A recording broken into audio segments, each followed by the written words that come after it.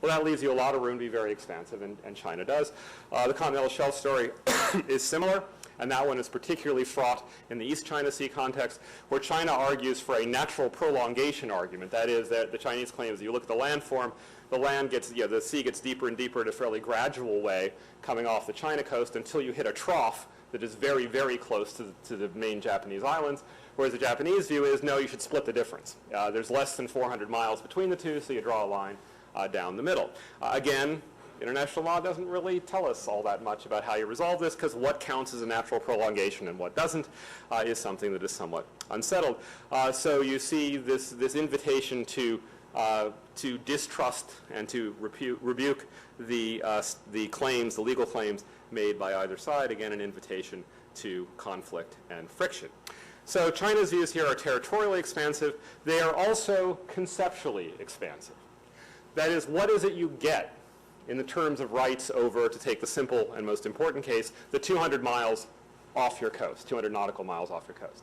Well, the US and like-minded states, and many states, say all you get is pretty much economic regulation, the right to regulate fishing, the right to regulate the seabed resources, and some degree of regulatory control over the airspace over it, but by and large, it's pretty much international space. Law of the sea rules say you get to regulate maritime scientific research. In the view of the US and like-minded states, that's pretty narrow. That's scientific research. In the Chinese view, that, at least on some accounts, includes military surveillance.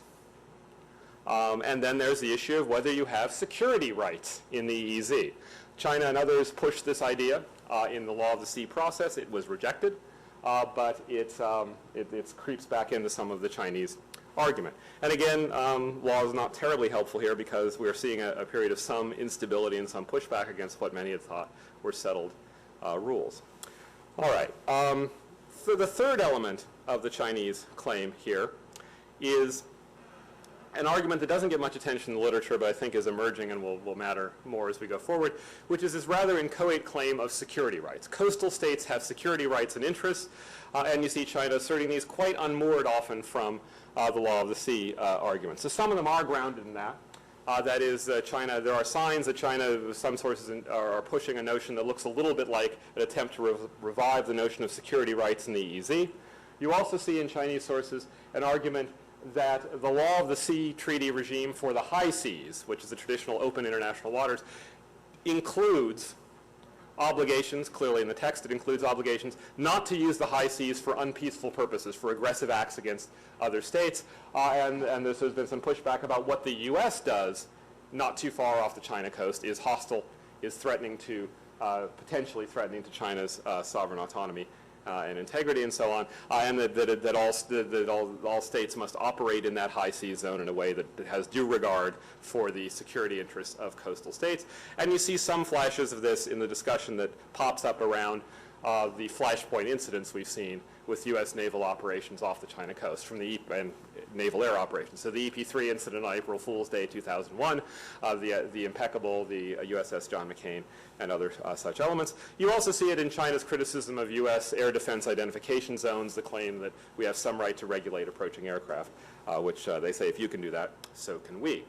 And you also see it in, most significantly in our context here, I think, in Chinese statements that are somewhat couched about the right of free passage through the South China Sea and the East China Sea. A statement that China has not and will not interfere, which is a little different from a statement that China has no right to interfere. It's a sort of act of grace concept that is consistent with a claim of a security right to exclude, potentially. All right, last major point I want to get to here is, and by the way, I think you see this in the U.S. response as well. That is, when the U.S. has articulated this position from Secretary Clinton's time on, that the U.S. has national interests in freedom of navigation, open access to Asia's maritime commons, and respect for international law in the South China Sea, it's bundling together these notions of free passage and pushing back against any Chinese claim of national security-based rights to exclude or regulate the Seventh Fleet or others. Okay, the final major point here is this claim about China and dispute resolution, which I think you also need to understand in terms of boiling seas and flying pigs. It's important to note the implications of where China is on this. That is, when China joined UNCLOS, the UN Convention on the Law of the Sea, which is our principal law of the sea framework, it issued a reservation that said it will not submit these territorial-related disputes to the ICJ or to the ITLOS tribunal. China has objected to its note verbal, the Malaysian, Philippines, Vietnam's efforts to delimit the territorial sea and with its implications for the economic zone, and that everybody pretty much agrees means the UN process is not going to come to a resolution on that. It's resisted arbitration calls by the Philippines. The South China Sea Code of Conduct remains the great white whale of this story. Nobody can quite come to closure, so all we have is the non-binding declaration of conduct. China's territorial disputes with Japan, and certainly with the South China Sea as the ASEAN claimant states, there's a preference for informal bilateral discussion. Even in China's relatively positive and accommodating moments, Deng Xiaoping's dictum that we should set aside sovereignty and pursue joint development. Setting aside sovereignty doesn't mean giving up sovereignty. It means we're still claiming sovereignty. We just don't need to resolve these issues. And I think there is a persisting Chinese distrust of the international law that these binding resolutions would undertake. That sort of seal character thing is the Wanguo Wenlu, which is the translation of the first international law text that was translated into Chinese. This comes during the century and a half of humiliation, and the idea was we need to learn this thing that the West is ripping us off with so we can kind of fight back. And that kind of distrust, as those of you at the morning session heard us talk about, is, I think, part of the story here as well. All right, so what I want to do then is get into the last parts here to talk about why we see this pattern from China. And I've been somewhat unfair to China here because of time constraints. You can tell negative stories about the other claimants as well. But why might we see China doing things which are quite assertive and potentially quite off-putting to other states with which China has to deal? Well, there is an internal politics explanation. Many people would point to a PLA agenda, which is one of justifying vast expenditures on building up PLA resources. The Taiwan scenario no longer will do because things are going so well cross straits, and because it's hard to say you need an aircraft carrier for a Taiwan scenario. These are more distant things. The idea is to have the ability to break out of the first island chain and pursue interests there. Some point to a sort of fragmented authoritarianism story. That is, there are lots of cooks in this particular Chinese soup, and the highly fragmented maritime police regulatory structure of the Coast Guard and so on, they're all competing for resources, and they have interests in having reasons to have those resources. Some point to provincial governments that are running away, particularly in Hainan, that have an interest in claiming the resources to patrol these seas. Some would point to possibly the top leadership. In some assessments of the East China Sea dust-up recently, some analysts have pointed to Xi Jinping's taking over the maritime affairs leading small group before he ascended fully to the presidency. The Chinese reading of what Japan did in nationalizing the islands was that Japan was trying to seize a moment of leadership transition, and that this was potentially an issue there too. Some point to popular nationalism. Our friends, the netizens, who are very ginned up about any softness on national territorial issues. I think that one tends to be overrated here. I think there's an ability to control that, but it was certainly in the mix. Okay. So, but I think the other question here is really the broader one, which is that that the Chinese domestic politics explanations will get you some of the way, but not all the way. And that there's an unlikelihood that a policy that is profoundly inconsistent with the facts of China's interests, or at least elite leadership perceptions of China's interests, those kinds of policies will last very long. They're just too costly on matters of security. So if you take as a premise that what China wants to do here is maximize its influence and its options in both the maritime zones, and to do so at an acceptable cost, then maybe what China is doing makes some sense. First, the facts on the ground or on the water are changeable. They're contested and they're changeable. And there is every reason for China to expect that they may change in China's favor. We've seen that with Scarborough Reef, Huangyan Island. We've seen it with the Senkaku to a significant degree. Also, we're not quite sure how valuable the economic resources in these zones are, and if they go up in value, it may be more worth incurring some costs to control. Secondly, the legal rules, as I said, were quite ambiguous, but they're also changeable. They're ambiguous and they're distrusted by China, but they're also changeable, and I think China is beginning to get a sense that it may be able to influence the contours of some of these rules, as great powers generally do.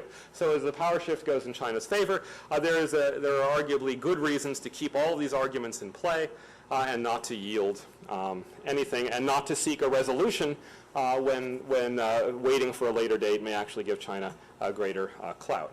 So the final issue in this then is, where does the U.S. fit into all of this? What I want to suggest is that what we see in the South China Sea and the East China Sea, particularly the U.S. role in dealing with China on this front, I put this up here mostly because the graphics are so fun, to argue that what we've got here is an important subspecies of a broader security dilemma type relationship between the U.S. and China.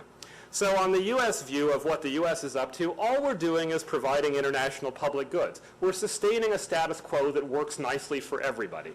Peace in both regions, East and South China Sea, lots of free passage, lots of great commerce flowing through it, and it's a system in which China has been a key beneficiary.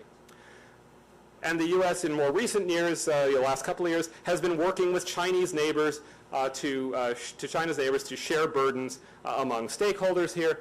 We've been invited in to do what we're doing. The U.S. view of China is, look, China, you've got no external threat, you're secure, so why build up your navy and force projection capabilities? Why are you doing things that not only create that capacity, but that look like you're trying to revise the rules and trying to be fairly aggressive? The Chinese view of the same situation is about 180 degrees around. All China is doing is what any rising power does. It accumulates greater naval capacity, and the U.S. certainly recognizes that that's what a great power does, but has a sense that particularly the focus on anti-access area denial, particularly some of those kinds of things, and things like test flying the stealth J-2 and the Secretary of Defense visits, all these kinds of things are creating a tendency to have a negative gloss on China's capacity. Anyway, China thinks it's just doing what great powers do. It may even, on some Chinese accounts, be doing the natural thing, which is a Sino-centric East Asian order. It's a return to the history of Chinese dominance of the region. And if the U.S. thinks of itself as a benign hegemon, Chinese views sometimes go as far as saying China could never be a hegemon. It's just not in the cultural DNA. It's not in the history of China. Whereas the Chinese view of the U.S. is a good deal darker. The U.S., the declining power, is trying desperately to cling to its dominance in the region. It's trying to contain China rather than being invited in by neighbors. It's a plot to encircle China. And the U.S. is disregarding China's core interests in these seas and appurtenant islands. And we're hypocrites because we think it's fine to park the 7th Fleet on their doorstep, but don't want the PLA projecting its naval forces far afield. That looks like a pretty bleak picture, but I will close on a note of guarded optimism, which is, for all the many problems that one sees there, in the general relationship, and particularly in the East and South China Sea, again, this one's here mostly for the graphic, is the notion that there really are strong foundations to the bilateral relationship. There's a lot of resilience here. Despite Chinese views to the contrary sometimes, the U.S. really does accept the notion of China's rise and wants to integrate it peacefully into an international system. We all know that story. There are significant areas of mutual interest that include these territorial disputes and handling them peaceably. And in both countries, there's significant diversity of policy elite views such that those who will handle these things in a less friction-causing way do have a chance to control the agenda and the directions of policies. Over the very long run, China's interests are likely to look a lot more like the U.S.'s. If you're truly a global power, you don't like robust exclusion zones along the coasts. You want to be able to get really close to the other guy's coasts for various reasons, whether it's getting your nationals out of Libya when things go sour there, or teaching some of your more recalcitrant, not so near neighbors a lesson. But I think also China may be learning the laws of Newtonian politics. That is, as China has gotten more powerful and as China has taken a more assertive stance, regional states have reacted. Right? They've bandwagoned with the U.S. to balance against China. And regional states' real preference, as again we were talking about this morning, is of course for stable and peaceful U.S.-China relations. They don't want to have to choose. So everybody's got an interest in managing, if not solving this, so we can take the boiling temperature down, even if we can't get the flying pig of a stable and definitive resolution to the territorial claim. Sorry to have gone on so long. I hope we have a few minutes for questions. Thank you.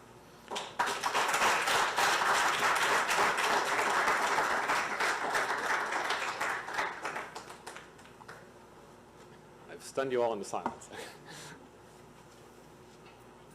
Or it's 5 o'clock. Nope. Yeah. Hi, thank you for being here this afternoon. My name is William, a freshman at Tufts. I'm from Saigon, Vietnam. You said that the conflict in the South China Sea region is very unlikely. Can you elaborate on that? I mean, I just think a full-blown military conflict, or even a significant military conflict, is unlikely. Partly because it's been rare to this point, despite the conflicting claims and frictions having been there for many, many years. It's been a rare thing for it to erupt. Aside from the taking of the Paracels back in the day, and and obviously the land-based China-Vietnam conflict in the late 70s, there's been really shockingly little. There's been a lot of tensions, a lot of crisis, but not much actual conflict. There's a complicated story behind why the first 2 dashes in what was the 11 dash, now the 9 dash line, are gone. And they were erased really back in the days of Chinese-Vietnamese socialist solidarity and such, which are long behind us. But one of the things I think that really buried them was the delimitation agreement between Vietnam and China over the Bohai Gulf. Right? And that's the one maritime border China has that's actually settled peaceably. So, especially in the China-Vietnam context, there's been an ability to contain that kind of conflict. But I think more generally, I mean, this is kind of like the Korean Peninsula, although these days a little less touchy. Nobody wants a conflict over this, right? I mean, this would be an accidental conflict of escalation. There is a chance, of course, that it could get out of hand, and we've seen skirmishes before. But one of the things about that very thin exercise of sovereignty stuff is that you don't have a situation where somebody is going to really invade and take over a population or take over a substantial chunk of territory. That's just not on the table here. So you have the risk of upping the level bit by bit, but the risk is really limited to one of somebody makes a mistake, some commander gets a little trigger happy on some vessel, and we got fairly close to this in the East China Sea recently with the reports of radar locking on. But those are all provocative, up to the line things. They really don't, I think, reach the level of something like an invasion that crosses a land border or seizing a population center. And again, there are huge costs to doing this. And I think one of the real issues here is whether China is appreciating, as I think it is more and more, that there's a lot of cost to doing this. I mean, the degree to which China's standing and reputation with many of its neighbors has come down in the last few years, fueled in large part by this, is a cost that I think may eventually sink in. Yeah. I guess my question is whether one risk and danger you could say would be the risk of military conflict. I guess my other question is whether these elements of slowly exercising maybe more real sovereignty, especially when it comes to regulatory stuff. And I don't know exactly, whether in terms of transportation or other things that would actually, if that sovereignty claims became stronger, what the Chinese might then do with those that could impose restrictions on others. I don't know enough about how this works, but I guess there seems to be also a question of, in part because of a wish by everyone to avoid conflict, to almost kind of slowly but surely, let them have this. And if they're going to be so insistent on this particular element, or trying this kind of slow encroachment, I guess, that I think you see, I mean, having lived in, this is a totally different topic, lived in Israel, I mean, the settlements and the way things like that, where you have maybe a powerful actor that just creates facts on the ground, and the way in which, because of the ambiguity of international law. So that would, to me, I just wonder whether, is that a realistic, what would be the pros and cons of that, and how the U.S. would respond to that type of dynamic or progression of the situation? Yeah, I think that's where a lot of the risk of crisis and tension goes, and we're seeing some of that. Though interestingly, there's been a sort of, I don't know how calculated it is, but there's been an interesting calibration so far, right? So even if you take the ICG's, International Crisis Group's description, this is kind of calculated sort of pretextual retaliation. It's been just up a smidgen. So yeah, you can eventually get there step by step.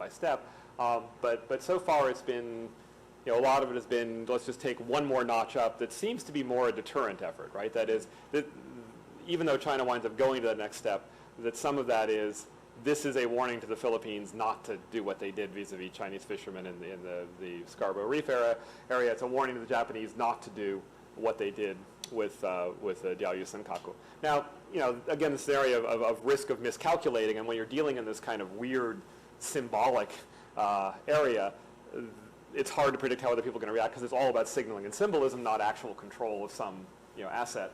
And so in terms of, in practice, whether it's sea lanes or other things, there isn't right now any real pragmatic difference between, it really is at the level of just symbolism.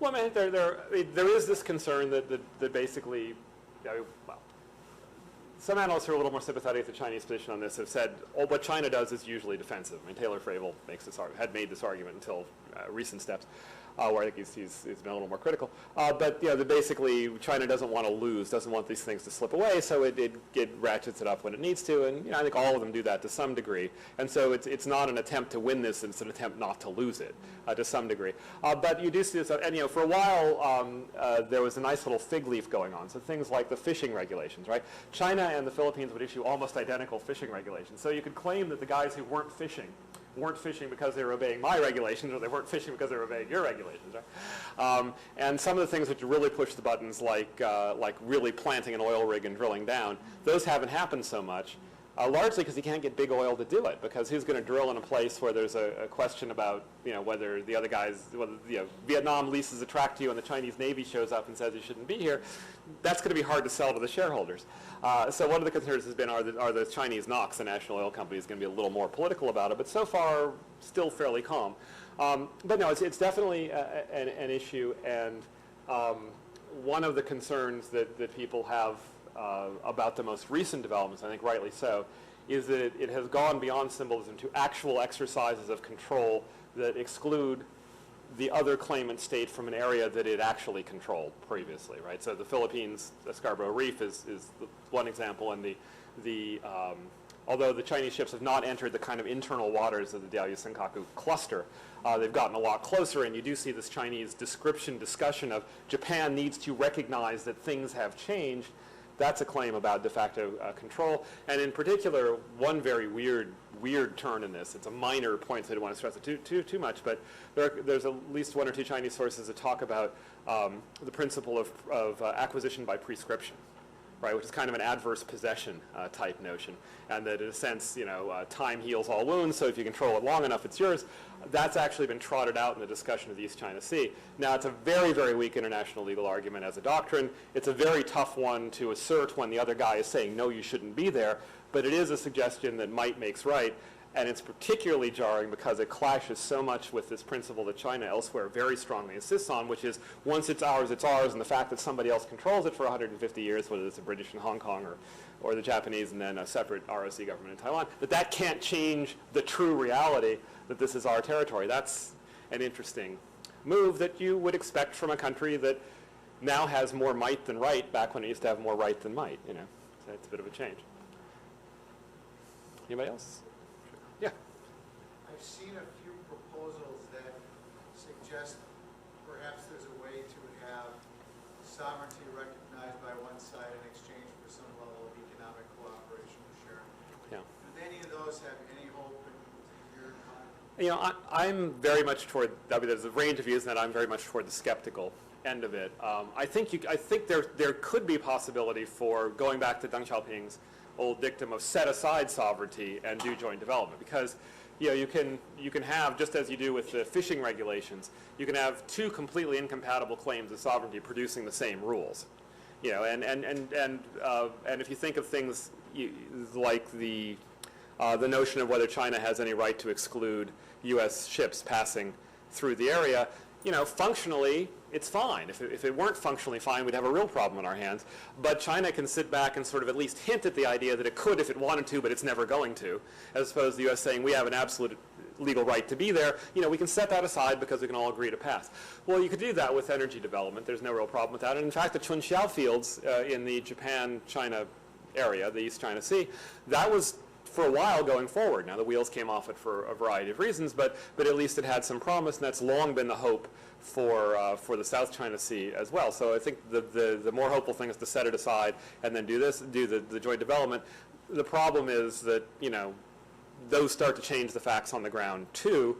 And if you did want to try to get to the sovereignty issue, China's not going to yield on that. And Xi Jinping, I think, has rebound himself and his country to the mast with there's no room for negotiation on core interests and the maritime power stuff.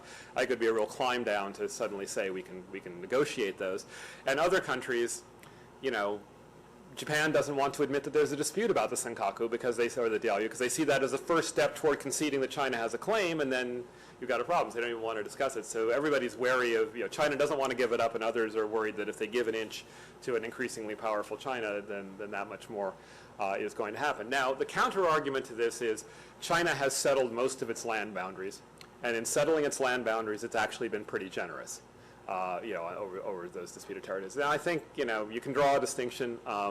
I think really marginal uninhabited lands and borders, I think, are easier to deal with than these things that have big economic and security components to them that were, you know, taken in these wars of colonial encroachment rather than just things that were long unsettled and stuff like that. And of course, the maritime stuff gets bound up with the Taiwan question, which is probably the most neuralgic of all, and that is you know, maritime territory in a sense, and territory that was lost because of the same treaty that involved the Senkaku, or Diaoyu Tai.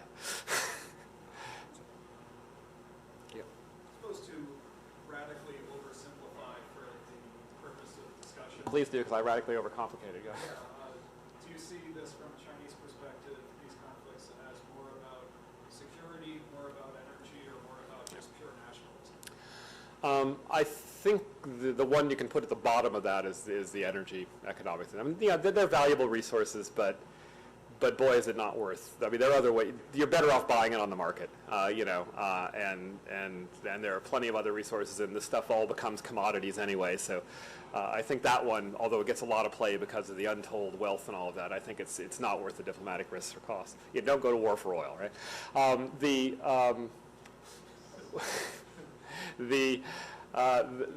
much of it is security and how much is nationalism? If you mean nationalism in the form of kind of popular nationalism, I think that's exaggerated. I mean, I think there is an element of truth to the Chinese aphorism, "qi hu nan xia." You know, once you start riding the tiger, it's hard to get off its back. And then there's been a lot of self-serving and short-sighted ginning up of popular nationalism, right? I mean, for all the reasons we know. And I think that does impose something of a constraint. But I don't think at this point China is democratic, even in the loose, diffuse sense, enough that popular nationalism really, really binds the leadership to pursue a policy that it considers profoundly at odds with China's diplomatic and national security interests. And I think, you know, we're reaching a point where these things in the short run are real problems for China's relations. I mean, look at what's happened with the relative stature of China and the U.S. in Southeast Asia and in much of East Asia. I mean, you know, it's been a bad few years. So I don't think that's that's driving it. If you think of elite nationalism, you know, who knows? It's hard to get inside the heads of the very top folks.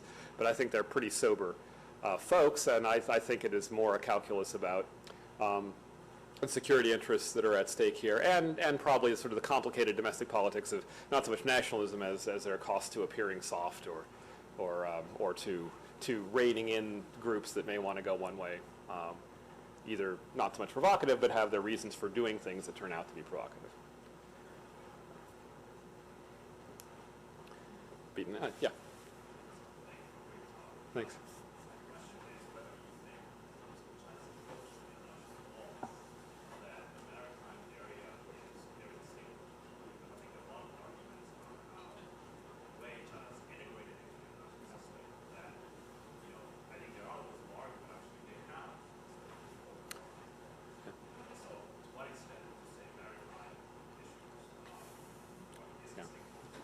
Yeah, I think it's less maritime issues than territorial sovereignty issues. But I think there's definitely a spectrum. And in fact, I did a super compressed version of this talk as half of a talk at the American Society for International Law meetings a week or two ago, where basically the question we were put is what is China's take on international law? And so I was flanked on the left by a Chinese scholar who used to work for the foreign ministry who said, you know, China is a great follower of international law, and it has every reason to distrust the system, but look how far it's come, and look what a good team player it is. And on my right, we're talking here, I think, politically as well as physically, was somebody who was, actually from the International Crisis Group, who's been very, very tough on China as the principal cause of the South China Sea and East China Sea disputes. On many other issues. And I was sitting in the middle saying, compare the sovereignty question with the human rights question, which is thought to be a tough one too, right? And although we didn't do this in the panel, compare it with trade law, right? Where WTO structure, where China has been, there have been compliance problems, but there's been a remarkable willingness to submit to international dispute resolution, to change its domestic laws to conform to international standards, and really to be remarkably open. Among developing countries joining the WTO, China was really much more compliant in terms of things like trade barriers. So I think there is a spectrum there. But what I would say is that in many areas, what you wind up seeing is an appearance of greater accommodation and assimilation than is fully there. Now, it's been huge compared to baselines. I don't want to deny that. Compared to the days when there was no international law, or there was bourgeois international law against socialist international law, or was a Western plot foisted on China, those are gone. Huge, huge changes. But I think it's possible to overstate those, because what you see coming through in a lot of these areas is the Chinese state's claim of retained discretion, right? So I submit, and I may be kind of hardline on this, that on the rights to exclude in the South and East China Seas, the right to exercise this kind of sovereignty, that's a claimed right, and now we can talk. And so once you recognize the right, then we can talk. You see that with the special administrative region structure for Hong Kong and proposed for Taiwan, and for Macau existing as well, where basically China says, we're going to be incredibly generous about autonomy and your own rules and all of that, but it's the product of an act of Chinese domestic legislation, the basic law, where the sovereign, as an act of grace, says for 50 years, perhaps longer, you have all these rights. I think there's some flavor of that in the human rights discourse too, where the view is sovereignty is a human right, and the implementation of all human rights is dependent on the state, and there are national differences, and so there are all these ways of keeping international law somewhat at bay. So I think you've got to get into a fairly fine-grained analysis, but I do agree completely with your basic point, which is you've got to look at it issue area by issue area, and that's a very complicated story. And it's a far more complicated story than, say, in the U.S., where we're profound international law rejectionists, but we say that's okay because we're so good anyway. We're beating all those international law standards. But you've seen it. And one of the things that I think has reduced U.S. leverage with China on some of these issues, particularly the law of the sea issues, is the U.S. hasn't joined the treaty. Now, we make the argument that all the rules are part of customary international law, and that's right, but you lack a certain moral and legal standing if you won't join the regime. And a good friend of mine who was a legal advisor under the State Department under W, wanted to get the treaty through. He couldn't do it. Nobody could do it. And it's still languishing there, even though presidents routinely push for it. And now, you see just last week the claim that the conventional weapons trade treaty would violate the Second Amendment somehow. So I wouldn't hold your breath for the U.S. Getting as complicated in its engagement with international law as China does, despite the Chinese view that we made the whole thing up for our own benefit. So we should probably let people get to dinner, right? All right. Okay, well, thank you.